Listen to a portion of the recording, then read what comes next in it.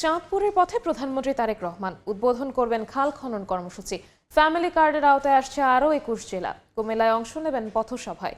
এই মুহূর্তে কুমিল্লায় আছেন সহকর্মী ইমরুল আহসান। সরাসরি যাচ্ছি তার কাছে। ইমরুল, আজকের এই জনসভা প্রধানমন্ত্রী তারেক রহমান ইতিমধ্যেই কুমিল্লায় সীমানে এসে পৌঁছেছেন। উনি দাউদকান্দি কিছুক্ষণ আগেই পার হয়েছেন। বগুড়ায় আসতে হয়তো আরো ঘন্টাখানিক সময় লাগবে।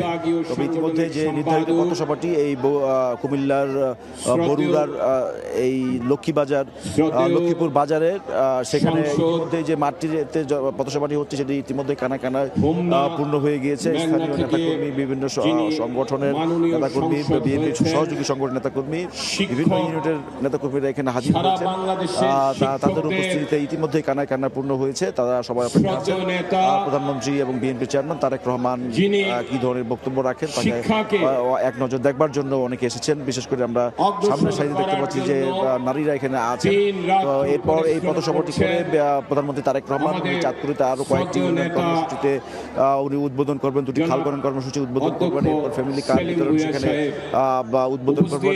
একসাথে একযোগে আজকে ২১টি জেলায় ফ্যামিলি কার্ডের উদ্বোধন করবেন। ইতিমধ্যে ৪০,০০০-এর মতো মানুষকে এটার আওতায় আনা হয়েছে এবং চলতি অর্থ বছর আগামী ১.৫ মাস পর্যন্ত এই অর্থ বছরের সময় আছে। ১.৫ মাস পর্যন্ত সরকারের যে লক্ষ্যমাত্রা আরো ৪০,০০০ মানুষকে এই ফ্যামিলি কার্ডের আওতায় আনা হবে। তো সবাই অপেক্ষা আছেন কুমিল্লার বরুড়ার মানুষ, বিশেষ করে প্রধানমন্ত্রী তারেক রহমানের বক্তব্য। বিরোধী আন্দোলনের কুমিল্লা থেকে আমাদের সাথে সরাসরি যুক্ত হয়েছিলেন সহকর্মী ইমরুল আহসান।